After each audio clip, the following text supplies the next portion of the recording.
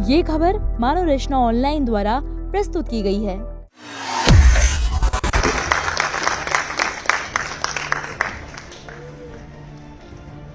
Doctor Mohammad Hussain साहब Iran के supreme leader के आप रिप्रेजेंटेटिव हैं।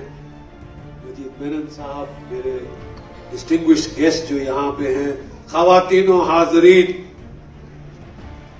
देखिए हमारे मुल्क के बारे में इकबाल साहब बड़ी अच्छी सुंदर नज़म लिख गए थे और मैं आज उसको खास उसके कुछ चंद लाइनें आपको सुनाना चाहता हूं। मिस्र, रोम, यूना सब मिट गए जहां से, कुछ है हम में कि मिट सकती नहीं कभी हस्ती हमारी, सदियों रहा है दुश्मन दौरे जमा हमारा, सारे जहां से अच्छा हिंदुस्तान।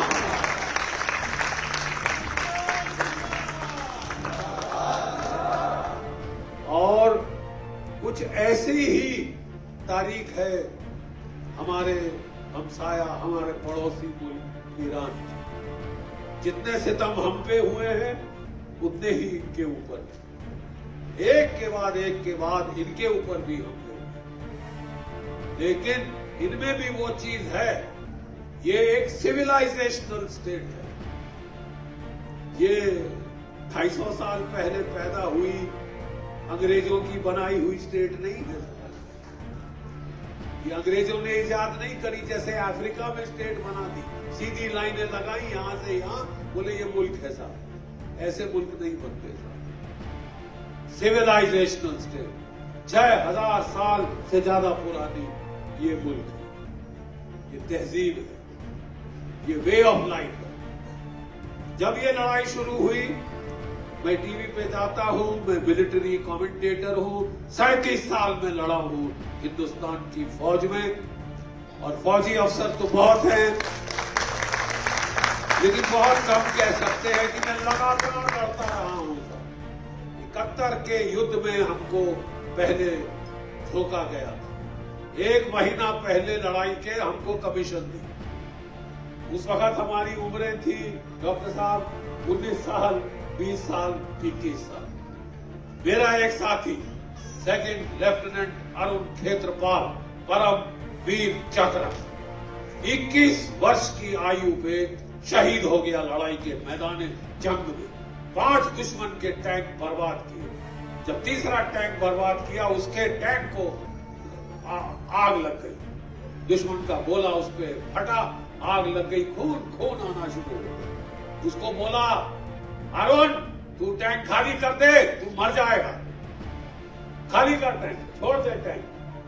आग लग रही है, टैंक के अंदर 40 राउंड होते हैं, एक राउंड मेरे से आधा इतना यहां तक होता है, वो फटे आपके चीथड़े 200-300 गज से नहीं मिलेंगे साहब। वो पता क्या बोला, खून पहुंच के बोला, मेरे टैंक की गन चल रही है, टैंक में आग लग गई तो क्या हुआ, नहीं छोड़ूंगा इस दुश्मन। लड़ता रहा, 2 और टैंक बर्बाद किए, और 21 वर्ष की आयु की उम्र पे वो शहादत कबूल। अगर आज वो जिंदा होता, मेरी तरह तकरीबन 77 साल का होता, लेकिन वो हमेशा 21 रहेगा। वो हमेशा 21 रहेगा, जिस उम्र पे उसने कुर्बानी दे दी अपने मुल्क के लिए, अपने लोगों के लिए। ठीक है साहब, ये एक शहादत की जो ट्रेडिशन है, ये ईरान में बहुत तगड़ी, शिया समुदाय में बहुत तगड़ी शहादत की एक ट्रेडिशन, एक परंपरा, ठीक है, एक सिलसिला। और मैं बताना चाहता हूं कि जब ये लड़ाई शुरू हुई तो मुझसे बोला गया, जनरल साहब आपने 37 साल झक मारी है फौज में, आप बताइए कौन जीतेगा। सीधा सवाल मिलिट्री एनालिस्ट से, 37 साल आप लड़े हैं, 5 मैदाने जंग आपने देखे हैं। मैं लड़ा 71 में, मैं लड़ा पंजाब में, मैं कारगिल में लड़ा, फिर जाके किश्तवाड़ में 3 साल लड़ा, फिर रजौरी पुंछ में लड़ा, एक के बाद एक मैं लड़ता ही रहा। ठीक है साहब, फौज से लड़ाई से फुर्सत नहीं थी। खुशकिस्मत है वो लोग जो कि कह सकते हैं कि मैं सुकून चैन में रहा, बच्चों के साथ रहा। बेगम साहिबा मेरी अकेले बच्चों को पाल रही थी। यहाँ बैठे हैं मेरे बेटे साहबजादे, ठीक है, और मेरी बहू जो भी एक फौजी की बेटी है। ठीक है, मैंने कहा था जब इस लड़ाई का नतीजा आएगा आप हैरान रह जाएंगे। और फरमाएं, जब इस लड़ाई का नतीजा आएगा आप हैरान रह जाएंगे, ईरान हावी हो। ये मैंने कहा था साहब आज से 107 दिन पहले। आज मैंने 107 दिन पहले ये मैंने कह दिया। तो उस वक्त मेरे जो बाकी फौजी साथी बोले थे, बोले यार जीडी तू सटिया गया है क्या? कहा अमेरिका सुपर पावर, साथ में इजराइल, उसके पास भी न्यूक्लियर हथियार, रीजनल सुपर पावर। ईरान बेचारे 48 साल से इनके ऊपर सैंक्शन लगा रखी है। इनकी इकोनॉमी तबाह करने की हर कोशिश की गई ताकि लोग वहां पे, जिसको वो कहते हैं ना हंगर लीड्स टू एंगर, जब भूख हो तो गुस्सा आता है और उस गुस्से को हार्वेस्ट किया जाए ताकि वहां की सरकार का तख्ता पलट किया जाए। साजिश, ये साजिश की जा रही 48 साल से चल रही है। लेकिन दाद देना पड़ेगा इस मुल्क को साहब। आपको कदर करनी पड़ेगी इनकी जो शहादत, जो कुर्बानी जो इन्होंने दी, और इनकी शहादत कुर्बानी की वजह से जो थर्ड वर्ल्ड की इज्जत है वो बरकरार रखी है साहब। इन्होंने वो बरकरार रखी है। और हमें फौज में अगर एक चीज की हम लोग हम बहुत कदर करते हैं, वो है हिम्मत की, वो है शुजात की। हिम्मत की, शुजात की कदर फौज में की जाती है, चाहे हमारा दुश्मन ही क्यों ना दिखा रहा हो। लेकिन अगर वो अपने मुल्क के लिए, अपने नमक के हक अदा करने के लिए सर कुर्बान कर रहा है तो उसकी इज्जत करते हैं, चाहे दुश्मन का भी हो, चाहे दुश्मन का भी।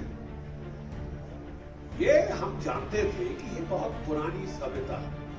और अगर मैंने बड़े धक्के की चोट पे कह दिया कि साहब ईरान की फतेह होगी, ईरान का पलड़ा इस लड़ाई के बाद भारी साबित हो, तो लोग बोलने लगे तू सटे आ गया है, हो ही नहीं सकता, क्या बकवास कर। मैंने कहा आगे आगे देखे जाओ। ठीक है, इजराइल से एक सज्जन, ठीक है, एक महानुभाव, वो भी मेरे साथ टीवी पे थे, बोले 48 घंटे में ईरान खत्म, घुटने टेक देगा। आयतुल्लाह ख़ुमैनी साहब को मार डाला, 80 साल की उनकी बेचारी बेगम को मार डाला तुमने, उनके बेटे, उनकी बेटी, उनकी बहू को मार डाला। मेरी भी बहू यहां बैठी, इसका लड़ाई से क्या सरोकार? अब अपने बच्चे मार रहे हैं और उसके बाद टार्जन, बुंडोलो, क्रीम बने औरतें 168 बेटियां मार डाली। अबे लानत है तुम पे, तुम लोग बस पानी में जाके डूब कर मर जाओ। लानत है तुम बच्चियां मार रहे हो, तुम हारोगे क्योंकि तुम गुनाह कर रहे हो। उस मालिक की नजरों में तुम गुनहगार हो, इंसानियत की नजरों में तुम गुनहगार हो, और तुम गुनहगार। अरे मासूम बच्चियों को कौन मारता है यार? हैवान ही है कोई जो उसको मारे, एक छोटी सी बच्ची को मार डाले। तुमने एक नहीं मारी साहब, 168 मारी है मिनाज में। वो तो एक जगह थी, वो तो एक जगह थी। मैं आज आपको इस जंग के कुछ जो नुक्ते हैं वो समझाना चाहता हूं एक फौजी अफसर के तौर पर। ठीक है साहब, जब ये लड़ाई शुरू हुई मैंने किस बुनियाद पे कहा कि अमेरिका नहीं जीत सकता? एक मैथमेटिकल इक्वेशन हमारे ना ये लिखे यहाँ पे जीरो का इजाद हुआ था इस मुल्क में। यहाँ से ईरान गया, ईरान से अरब गया, अरब से यूरोप गया और अमेरिका वगैरह। उन्होंने सारा मैथमेटिक्स हम लोगों से सीखा, सारा मैथमेटिक्स हम लोगों से सीखा। तो मैंने कहा साहब, जब अमेरिका ने इराक पे हमला किया था, इराक ईरान से 1/4 गुना छोटा है। इराक सपाट समतल रेगिस्तान है, वहां कहीं भी लेके टैंक लेके चढ़ जाओ। ईरान इराक से 4 गुना बड़ा, नंबर 1। ठीक है साहब, ईरान इराक से 4 गुना ज्यादा बड़ा है और पहाड़ ही पहाड़ है, एल्बर्ट, ज़ाग्रेब, और जो समुद्र तट है हॉर्मुज के ऊपर, वो सारी चट्टाने हैं, रेत नहीं है साहब। वो चट्टान पे हमला करके बड़ी बड़ी फौज के फांकते उड़ जाए। और 48 साल से ये लोग तैयारी कर रहे हैं इस जंग की। 48 साल से ईरान के लोग इस जंग की तैयारी कर रहे हैं। वो कह रहे थे ना कि साहब ये सरजमी हम इसको रोनते हैं साहब, टैंक रोनते हैं। अरे ये सरजमी ही हम फौजियों को बचाती है। मालूम, हम खोदते हैं इसके अंदर टनल, ट्रेंचे, बंकर, और अंदर घुस जाते हैं और जितना मर्जी B-52 B-2 बम्बर बम गिराए, अरे कख नहीं होता, कख नहीं हुआ है। कर लो जितने मर्जी तुम दावे कर लो कि हमने 80% उड़ा दिए ईरान के मिसाइल। उसी CIA ने बोल दिया आज की 30% हो गए, अब 70% उनके पास है। गलत फहमी में मत रहना। जब लड़ाई शुरू करोगे ऐसा झटका लगेगा कि होश आवाज के भागते हो जाएंगे, और ठीक वही हुआ ऐसा। मैं समझाना चाहता हूं कि जब अमेरिका ने पहले 1991 में इराक पे हमला किया था, मालूम कितनी फौज लगाई थी जमीन पे? 7.5 लाख। 45 देश मिलकर चढ़े थे उस एक मुल्क के ऊपर। ठीक है, 3,500 जेट फाइटर। अब इराक के पास नहीं थे जेट फाइटर, बराबरी करने का कोई सवाल नहीं था। तो उसने जो रूस के स्कड मिसाइल थे वो फायर करने शुरू किए। वहां से ईरान के लोगों ने, चीन के लोगों ने और हमारे हिंदुस्तान के लोगों ने सबक सीखा। हमारे जो सबसे पॉपुलर, जो हमारे सदर रह चुके हैं, राष्ट्रपति, प्रेसिडेंट अब्दुल कलाम, याद है? ठीक है साहब, बड़ी इज्जत से वो नाम लिया जाता है। हमारे सबसे मशहूर प्रेसिडेंट, वो हमारे मिसाइल साइंटिस्ट। उन्होंने कहा साहब, अगर हम जेट फाइटर का इंजन अच्छा नहीं बना सकते तो छोड़ो। जैसे इराक ने मिसाइल का इस्तेमाल किया है, रॉकेट मिसाइल का इस्तेमाल किया, तब से हमारे भी मिसाइल बनने शुरू हुए।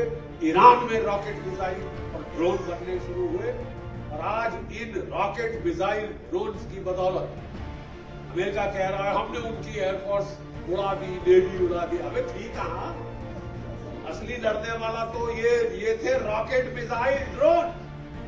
इसका क्या किया तुमने? का लिया इसका क्या किया तुमने? वो बरकरार है, बरकरार है। देखिए हमारे फौज में बड़ा सीधा फलसफा है, जो डर गया सो मर गया। जहां डर नहीं, जहां हिम्मत है, जहां शुजात है, जहां बहादुरी है, जहां कहते साहब हम शहादत को गले लगा देंगे नहीं, हम शहादत को गले लगा देंगे। अरे साहब, मैंने कहा कि हर देश का इतिहास होता है, उस पर हमला करने के पहले उसकी तारीख पढ़ी जाती है, समझी जाती है। ठीक है, ये वो मुल्क है, ये वो मुल्क है जहां शहादत एक वे ऑफ लाइफ। ये वो मुल्क है जहां ईरान और इराक का जब 8 साल जंग हुई, 1 मिलियन लोग, 1 करोड़ लोग इनके शहीद हो गए। इनके 12-12 साल के बच्चे माइनफील्ड के अंदर अटैक करते थे, शहादत कुर्बान खो जाते थे, लेकिन रास्ता खोलते थे अपनी फौजों के लिए, रास्ता खोलते थे माइनफील्ड में। माइनफील्ड में बारूद इतने बड़े बड़े वो बम लगे होते हैं, जमीन में गाड़े होते हैं। तो इनके बच्चे 12-12 साल के साथ वो हल्ला करते हुए कि हम जाएंगे आगे। जाते थे वो फट जाते थे, लेकिन माइंड भी फट जाता। और फिर ईरान की फौजें ना सिर्फ ईरान का इराक का हमला रोका, पलटवार किया और ईरान के अंदर घुस के चढ़ गए। ये 8 साल लड़े थे। केमिकल वॉरफेयर हथियार इनके ऊपर इस्तेमाल हुए जो अमेरिका ने दिए, इराक ने खुद नहीं बनाए थे साहब, वो अमेरिका ने दिए थे कि मारो मारो ईरान के ऊपर मारो, हम तो लड़ नहीं सके, औरों के थ्रू मरवाए। ठीक है साहब, जो मुल्क 8 साल वैसे लड़ गया, मैंने कहा यार कुछ है हमें कि मिट सकती नहीं कभी हस्ती हमारी, इस मुल्क की हस्ती नहीं मिटेगी जब तक लोग कुर्बानी शहादत देने को तैयार है, बच्चा बच्चा अपने मुल्क की इज्जत हिफाजत के लिए लड़ने को तैयार है, तो साहब वो मुल्क को हराना आसान नहीं होता, आसान नहीं होता। और मैंने कहा अगर 7.5 लाख की फौज लगानी पड़ी थी अमेरिका को इराक के बरखिलाफ, पहली गल्फ वॉर 1 में, गल्फ वॉर 2 में जब बहुत नुकसान हो चुका था, तब भी 3 लाख की फौज लगानी पड़ी। तो आज कह रहे हैं कि साहब हम जो है 5,000 मरीन, कोई 10,000 82nd एयरबोर्न डिवीजन और कोई 4,000 स्पेशल फोर्सेस, टोटल 20,000। अबे तुम 20,000 से क्या उखाड़ लोगे जब 7.5 लाख लगाने पड़े थे इराक के लिए। सिंपल एक, अगर आप कागज पेंसिल ले ले, जो हम बच्चों को गणित सिखाते हैं, जो हम मैथमेटिक्स सिखाते हैं, वो कर लो तो आपको पता चल जाएगा कि कौन जीतेगा कौन हारेगा। उस वक्त लोग बड़ी हंस रहे थे, मजाक कर रहे थे, अरे ये बुढ़ा सटे आ गया है, 77 साल का हो गया है। मैंने कहा जैसा साहब 77 साल का तजुर्बा है, ठीक है, 77 साल का तजुर्बा है, जो ये धूप में बाल सफेद नहीं किए, ये लड़ाई के मैदान जंग में सफेद किए। और मैं आपको कह रहा हूं एक सिपाही के तौर पर कि देखना ईरान हावी होगा। आज मुझे खुशी कि ईरान हावी हुआ है, हावी हुआ है। जितने भी तशद्दुद, जितने भी बमबारी तुमने कर ली, 15,000 सॉर्टीज तो अमेरिका ने चलाई, 2,000 सॉर्टी कोई इजराइल ने चलाई, 17,000 इनके ऊपर बड़े बड़े बम गिरे हैं, टनों के बम, लेकिन ज्यादातर वो धरती के ऊपर फटे हैं, क्योंकि ये गाड़ के 40 साल पहले इन्होंने जमीन के नीचे चले गए, जिस तरह की वियतनाम वाले चले। वियतनाम से भी अमेरिका को मुंह की खानी पड़ी, और बोले ना जान बची तो लाखों पाए, घर के बुद्धू घर को आए। वो वियतनाम से हो गया, वो इराक से हो गया, वो अफगानिस्तान से हो गया, अब वो ईरान ने करके दिखाया। लेकिन इस वक्त क्योंकि मुझे आज इतनी क्यों एक अंदर से खुशी हो रही है, अंदर से मुझे एक सुकून आ रहा है, एक चैन आ रहा है, क्योंकि साहब जब से ये डोनाल्ड ट्रंप आए तो इन्होंने तो ढक्का पीटना शुरू कर दिया कि मेरे पास एक नया लड़ने का आला है। क्या आला है साहब? आर्टिफिशियल इंटेलिजेंस, मेवन सॉफ्टवेयर, ठीक है। और साहब ये मेवन सॉफ्टवेयर क्या है? जो आपके प्रीडेटर ड्रोन है उसमें यह सॉफ्टवेयर लगाया जाता है, और ये जो सिग्नल इंटेलिजेंस, ठीक है, सैटेलाइट इंटेलिजेंस, ह्यूमन इंटेलिजेंस, ये सारा पिक्चर को फ्यूज करता है। वो क्लाउड जो होता है ना, जिसको बोलते हैं हमारे क्या कहते हैं कंप्यूटर्स के अंदर क्लाउड, वो सारा फ्यूज करते हैं।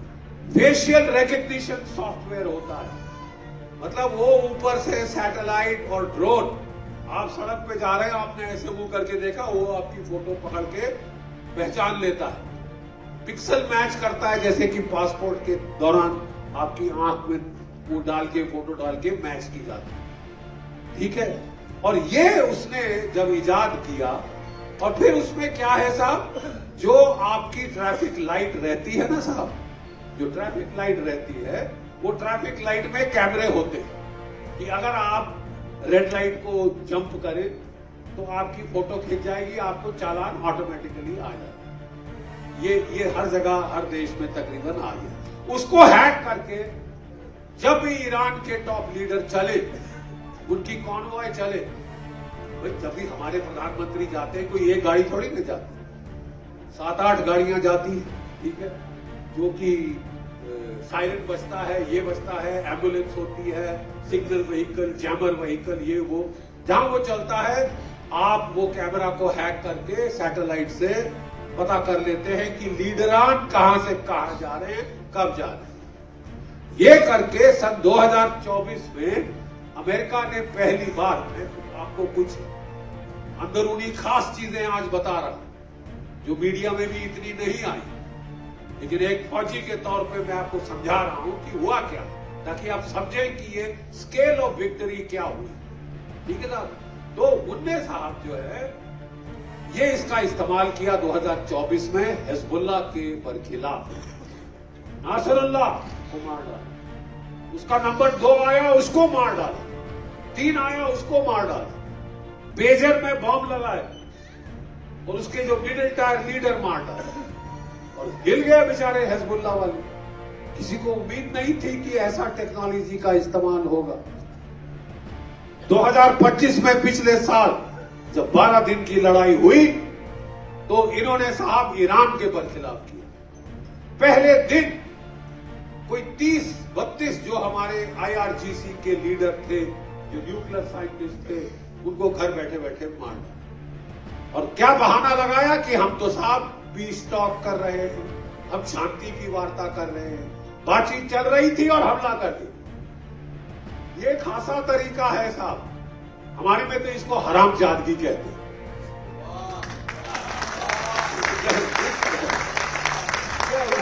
आप कह रहे हो कि हम तो साहब शांति की बात कर रहे हैं, शांति की, आप धोखाधड़ी कर रहे हो ना, शांति के बहाने आप पीठ में छुरा घोंप रहे हो, ठीक है साहब। ईरान वो भी सह गया। फिर मादुरो के खिलाफ डोनाल्ड ट्रंप ने ये चलाया, ये मेवन आर्टिफिशियल इंटेलिजेंस सॉफ्टवेयर। अब देखिए साहब, लोग और लोगों में, नस्ल और नस्ल में फर्क। घूस खिलाई CIA ने वाइस प्रेसिडेंट से लेकर वेनेजुएला के आखिरी बटालियन कमांडर तक, और पूरा देश बिक गया, ठीक है साहब, बिक गया वो देश। और 2 घंटे में वेनेजुएला खत्म। जहां 2 घंटे में इन्होंने वेनेजुएला को खत्म किया, डोनाल्ड ट्रंप साहब का सर 7वें आसमान पे चढ़ गया। अब मैं किसी भी मुल्क को मसल सकता हूं, खासकर अगर तीसरी दुनिया का मुल्क है, एशिया का, अफ्रीका का, यहां कहीं का मुल्क है, मैं मसल दूंगा साहब। और उनको पूरा विश्वास था, और नेतन्याहू साहब ने आके उनको उकसाया कि 48 घंटे में ईरान को खत्म कर देंगे। कैसे खत्म करेंगे साहब? हमने वहां पे 40 से 50 हजार, आप जानते हैं, 40 से 50 हजार इलॉन मस्क के स्टारलिंक टर्मिनल भेजे। क्यों भेजे साहब? कि अगर ईरान अपना इंटरनेट बंद करता है, सारी ये जो बदमाशी है ये इंटरनेट पे होती है। जो आपने कलर रेवोल्यूशन देखी श्रीलंका में, कहां से हुई? Social media. जो बांग्लादेश में हुआ तख्ता पलट, कहां से हुआ? सोशल मीडिया से। जो नेपाल में तख्ता पलट हुआ, कहां से हुआ? सोशल मीडिया से।